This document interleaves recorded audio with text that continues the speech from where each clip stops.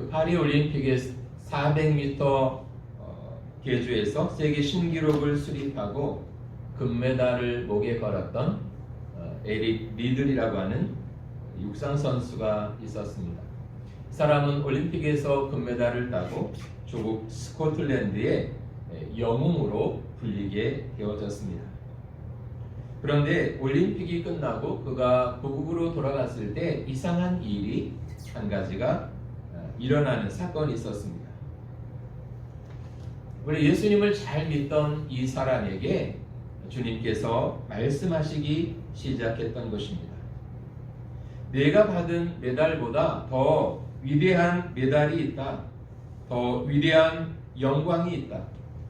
너는 복음의 영광을 위해서 살아야 하느니라 라고 하는 그런 음성이 자기 마음으로부터 들려오기 시작했습니다. 그리고 그는 기도하다가 드디어 결단을 내렸습니다. 그래서 그는 하나님께서 부르시는 대로 중국에 가서 복음을 전해야 되겠다고 다짐을 했고 드디어 중국으로 떠나게 되어졌습니다. 그가 그런 결정을 내리자 그의 가족들, 그의 친한 친구들은 이 사람을 향해서 완전히 미쳤구나 이런 반응을 보였다고 합니다. 왜냐하면 올림픽에서 금메달을 땄고 이제 명성을 얻었고 안정된 삶을 누리게 되었고 또 그가 앞으로 누리게 될 화려한 모든 것들을 다 포기해야 했기 때문이었습니다. 그리고 그러한 것을 주변에 있던 사람들은 전혀 이해하지를 못했던 것입니다. 그가 중국에 도착했을 때 그때는 우리나라가 일제 침략을 받던 시기였습니다. 그리고 중국도 마찬가지였죠. 그래서 그는 고통당하고 있는 중국 사람들을 돕고 그들에게 하나님의 복음을 전하기 시작했습니다. 그런데 일본 헌병들이 어느 날 이 사람을 잡아갔습니다. 왜냐하면 틀림없이 외국에서 온 스파이다 이런 죄목을 씌워서 그를 감옥에 가두게 되어졌던 것입니다. 그러나 그는 감옥에 가서도 이 복음 전하는 것을 포기할 수가 없었습니다. 그 안에 있는 사람들에게 복음을 전하고 그들을 사랑으로 감싸 안아 주었습니다. 그리고 그 안에서 예배를 드리기 시작했습니다.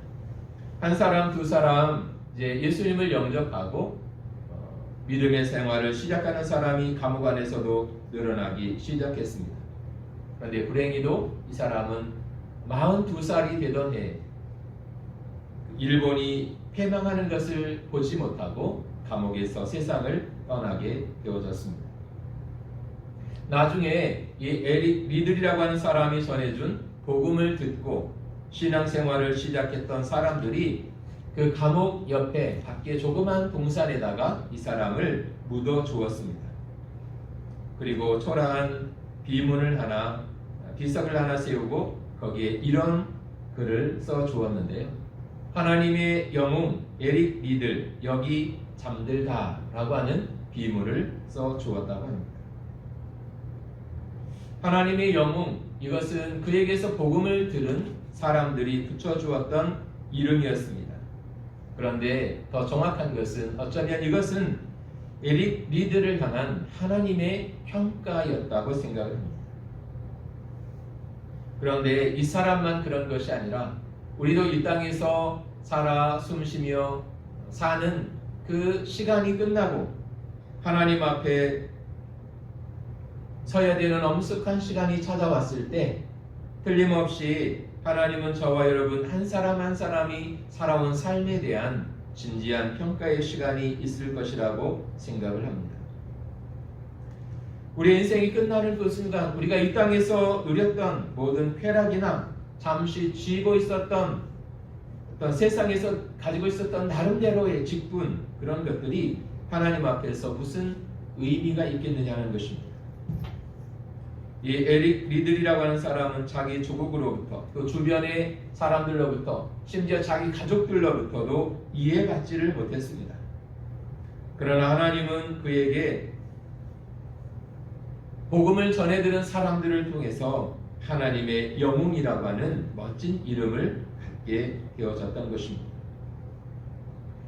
우리도 부족하지만 부족한 모습 그대로 날 구원하신 예수 그리스도를 따라가고 또 주님이 우리에게 부탁하신 복음을 위해서 산다면 우리의 인생이 끝날 때 하나님께서 천사들을 통해서 분명히 우리에게도 아름다운 이름을 주실 것이라고 믿습니다.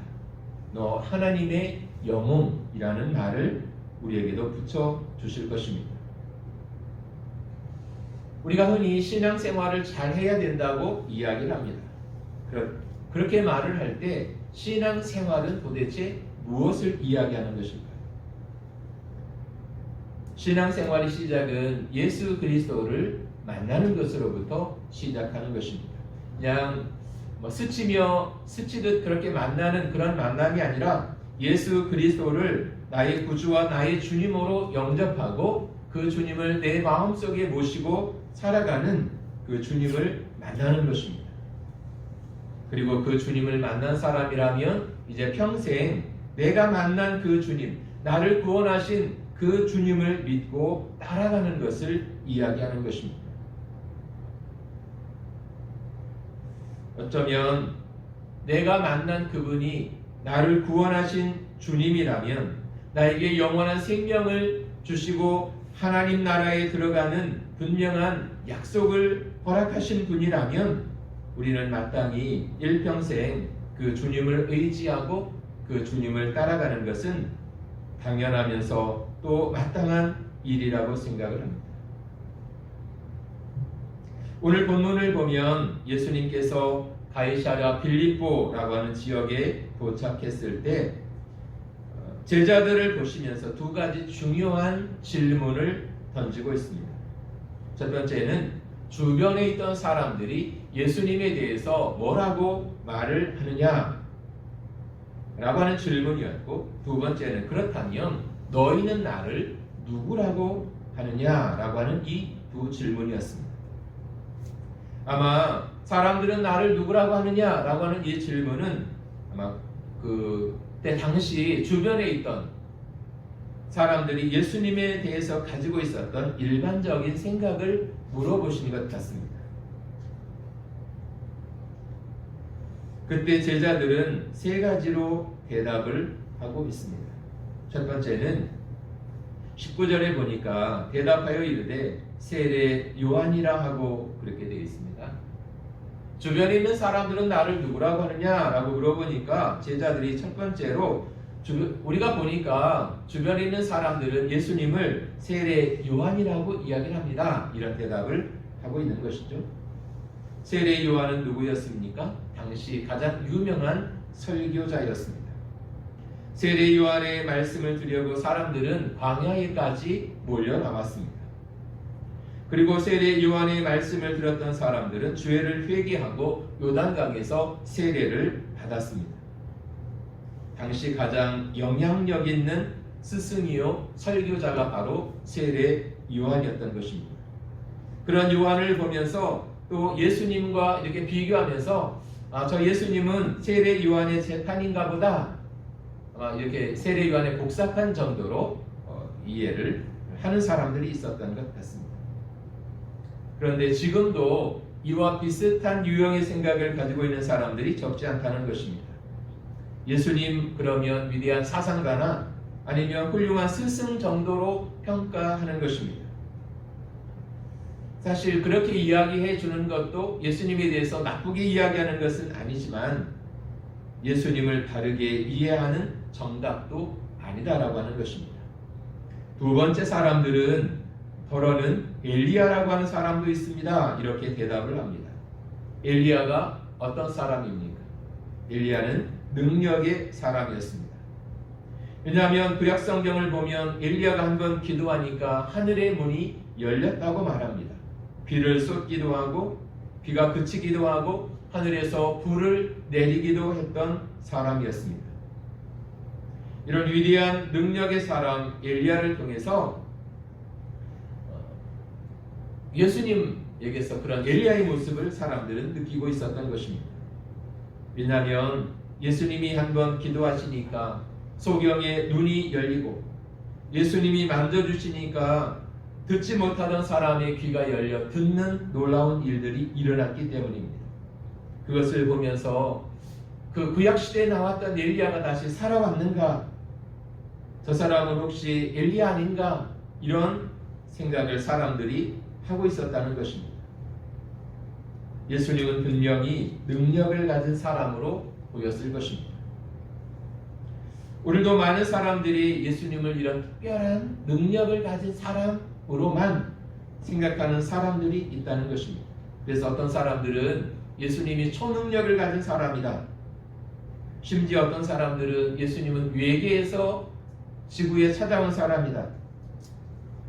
보통 이렇게 생각하는 사람들은 뉴에이지 운동을 하는 사람들이 이런 예수에 대한 이미지를 가지고 있습니다. 그런데 예수님은 단순히 능력만을 행하는 분이 아니셨죠. 이것만 가지고는 예수님을 바르게 이해할 수가 없습니다. 세 번째, 더러는 옛 선지자 중에 한 사람이 살아났다고 말합니다. 이렇게 대답하는 사람도 있습니다. 그러니까 세례 요한이나 엘리야보다는 선지자라고 말하는 사람들의 대답이 훨씬 더 정답에 가까운 것 같습니다. 선지자란 하나님이 보내신 사람, 하나님이 특별히 쓰시는 사람이기 때문에 그렇습니다. 그런데 이 대답 또한 예수님을 소개하기에는 충분한 대답은 아니었던 것 같습니다. 그런 것을 보면 사람들은 저마다 나름대로 예수님 그러면 예수님 이런 사람, 그런 나름대로의 생각들을 가지고 있었다는 것을 알 수 있습니다.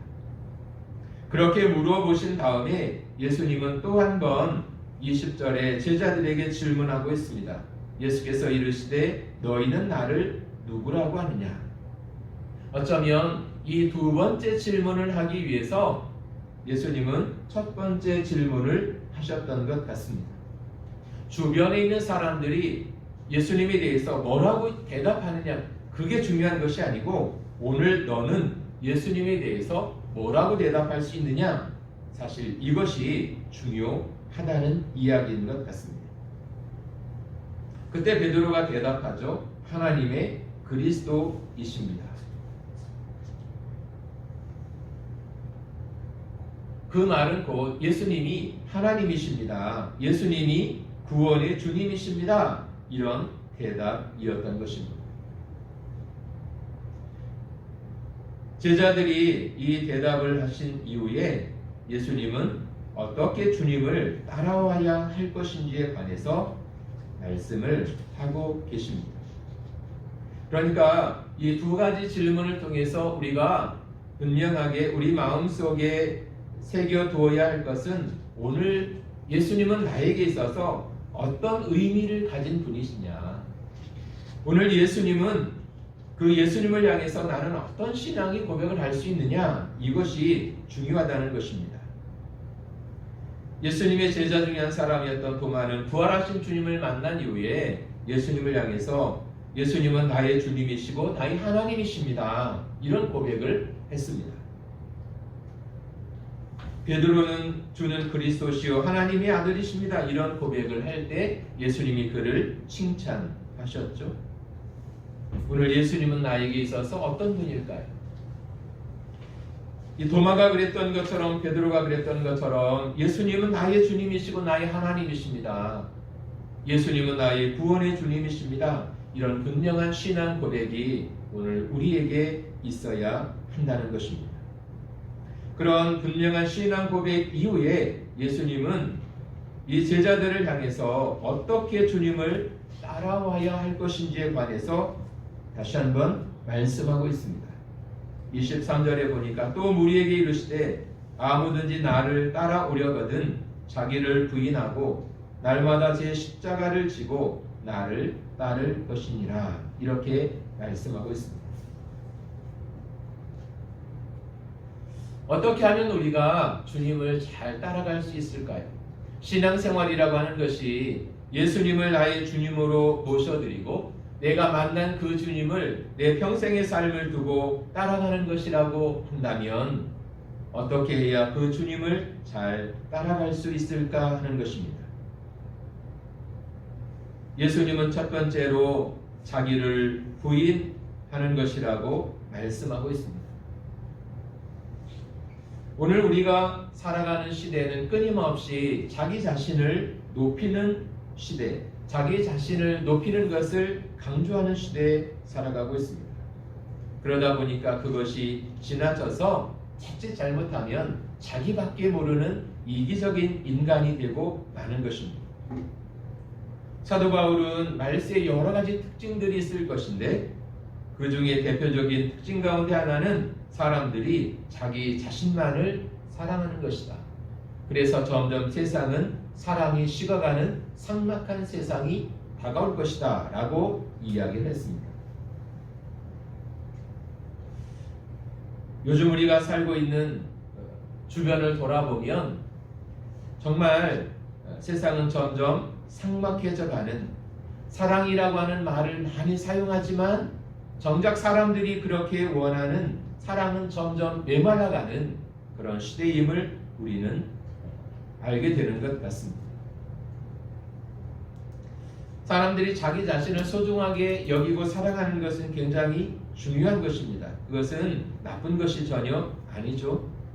그러나 자기밖에 모르는 이기심은 말세의 특징이라고 이야기하는 것입니다. 그래서 어떤 기독교 심리학자는 이런 말을 했습니다.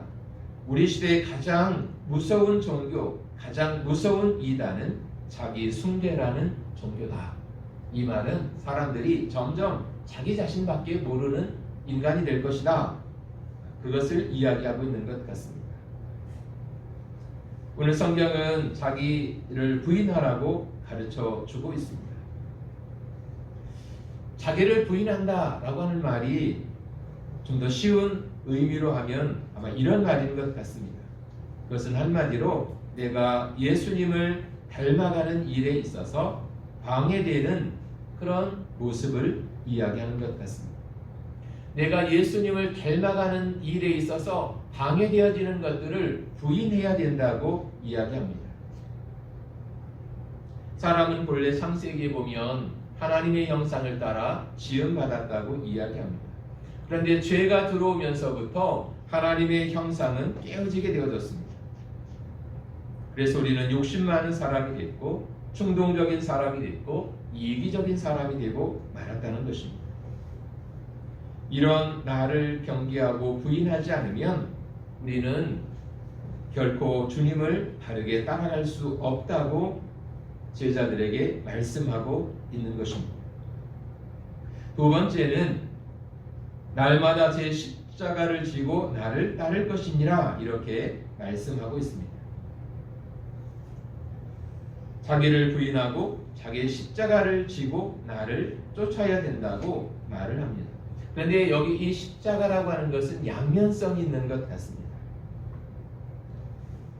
거기에는 죽음과 부활이라고 하는 양면성이 십자가에 있는 것입니다. 그러면 이 십자가를 지라고 하는 것은 무슨 의미일까요? 십자가를 지라고 하면 단순히 고생하는 것으로만 생각하기 쉽다는 것입니다. 얼마 전에 그 TV에서 연말쯤 되면 연예대상 막 이런 걸 하잖아요. 거기에 그 김성주 아나운서가 상을 받고 소감을 이야기하는 장면을 제가 잠깐 봤는데요. 이 김성주 아나운서의 아버지는 시골에서 작은 목회를 하는 목사님이십니다. 근데 그 아버지가 이름을 지어주셨는데 성주라고 지어줬다 그래요. 그런데 이 거룩할 성자에 기둥 주자를 썼다고 이야기하더라고요. 그러면서 그분이 거룩한 기둥은 다른 것이 아니라 십자가를 의미하는 거다. 그래서 자기는 자기 아버지가 자기에게 그 십자가라는 의미의 이름을 지어줬을 때 십자가 그러면 늘 고통스러운 것이고 고난이 많고 힘든 의미를 가지고 있다고 자기는 생각을 했기 때문에 앞으로 내 인생이 굉장히 힘든가 보다 늘 그런 생각을 하면서 살았다고 이야기를 하더라고요. 그러면서 그런데 인생이 이렇게 힘들고 고생스러운 것만이 있는 것이 아니라 이런 또 상도 받고 하니까 너무 좋다고 이야기하는 것을 제가 이렇게 본 적이 있습니다. 십자가 그러면 사람들은 고난을 먼저 생각을 하는 것입니다. 그런데 이 십자가에는 그 이상의 뜻이 있다는 것입니다. 아마도 오늘 십자가를 지고 나를 따를 것이다 라고 말할 때 이 십자가의 의미는 하나님 뜻대로 살기 싫어하는 육신의 본성을 이야기하는 것 같습니다. 그러니까 우리가 하나님 뜻대로 하나님 말씀대로 살기 싫어하는 내 육신의 정욕을 따라 살기 원하는 그 마음을 죽여야 우리가 하나님을 바르게 따라갈 수 있다. 그렇게 예수님은 말씀하고 계신 것 같습니다. 그래서 이 십자가 앞에 어떤 단어가 있냐면 날마다라는 말이 붙어 있잖아요. 그러니까 이것은 한 번 십자가를 지는 것이 아니라 날마다 계속해서 매일매일 하나님의 뜻대로 살기 싫어하는 육신의 정욕과 싸워서 이겨야 된다는 말씀이었던 것입니다. 그래야만 주님을 바르게 따라갈 수 있다는 것입니다. 어쩌면 그것은 당연한 것인지도 모르겠습니다. 우리가 이것저것 많은 것들을 등에 지고 그 무거운 짐을 지고 달리기를 할 수는 없잖아요. 육상 선수들을 보면 어떤 최대한 몸을 가볍게 하고 달리지 않습니까? 우리도 주님을 따라갈 때 이것저것 그냥 주렁주렁 많이 매달고 주님을 따라간다면 얼마나 그것이 힘들고 어려운 길이겠습니까? 그래서 예수님은 나를 따라오려거든 자기를 부인하고 자기 십자가를 지고 나를 따라와야 된다고 말씀하고 있는 것입니다. 그리고 그것이 한 번으로 끝나는 것이 아니라 매일매일의 다짐과 결심 속에서 이루어져야 된다고 말씀하고 있는 것입니다. 또 올 한 해 동안 우리는 열심히 믿음으로 달려가야 될 것입니다. 또 그것은 우리가 하나님의 자녀된 자의 마땅한 삶의 모습일 것입니다. 우리가 그렇게 이 믿음의 경주를 다하기 위해서 자기를 부인하고 날마다 자신이 져야 될 십자가를 지고 묵묵히 주님을 따라가는 하나님의 사람들로 우리가 살아갈 수 있기를 원합니다. 마지막으로 25절에 보면 사람이 만일 온 천하를 얻고도 자기를 잃든지 빼앗기든지 하면 무엇이 유익하리요? 그렇게 말하고 있습니다. 주님을 따라갈 때 아마 이것은 어떤 삶의 우선순위를 어디에 두어야 되는지를 이야기하고 있는 것 같습니다. 자기를 잃든지 빼앗기든지 라는 이 말의 그 속뜻은 자기라고 하는 것, 그것은 곧 영혼을 이야기하는 것 같습니다. 복음서에 보면 한 부자의 이야기가 나오잖아요. 그가 큰 풍년이 들어서 자기가 지어놓은 모든 창고에 곡식을 가득히 채워 놓았습니다.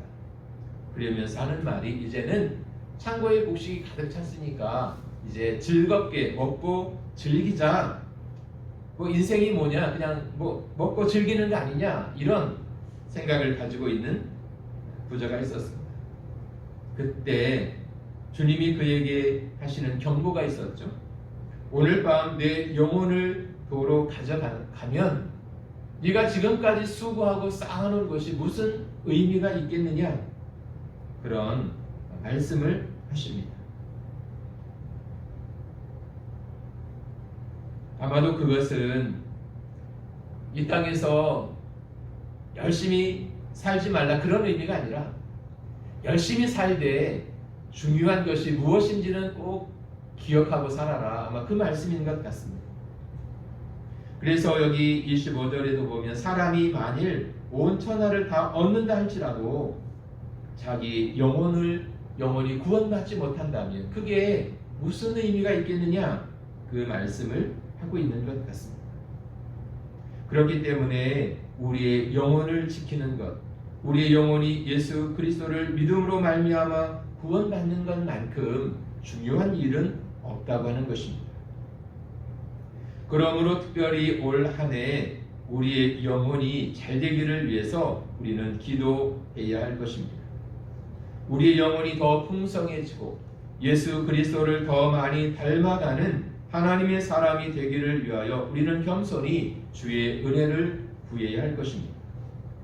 우리 자신뿐만 아니라 또 우리 가정을 돌아보면서 우리 주변을 돌아보면서 그 영혼이 구원받아야 할 사람들이 있다면 우리는 기꺼이 그들을 위해서 중보하며 기도하고 그들을 주님 앞으로 인도하여 그들도 주님을 섬기고 주님과 함께 믿음의 삶을 살아갈 수 있도록 돕는 그 일을 우리가 감당해야 될 줄로 믿습니다. 오늘 주님은 제자들에게 중요한 질문을 하셨습니다. 너희는 나를 누구라고 생각하느냐? 그것은 제자들을 향한 질문인 동시에 오늘 저와 여러분을 향한 질문이라고 생각을 합니다. 왜냐하면 이 질문에 대한 다른 답을 할 때 하나님 앞에서 내가 누구인지를 알 수 있기 때문에 그렇습니다. 예수 그리스도가 나의 주님이라고 고백한 사람이라면 이제는 자기를 부인하고 날마다 자기 십자가를 지고 주님을 기쁨으로 따라가는 사람들이 되어야 할 것입니다.